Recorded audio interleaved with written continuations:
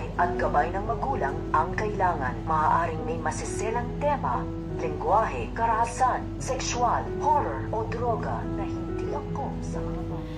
Magkakaroon nga ng pagkakataon itong sina Annalyn at Lindo na magpunta dito nga sa Japan dahil isa sila sa napili nga nito ni Dr. Hiroshi na magpunta doon.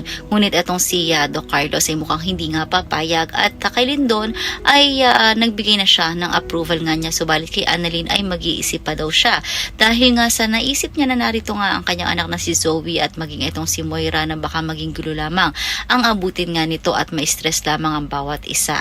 Samantala ito namang si Justin at Eric ay magpapaalam na nga kay Giselle dahil babalik na sila sa US.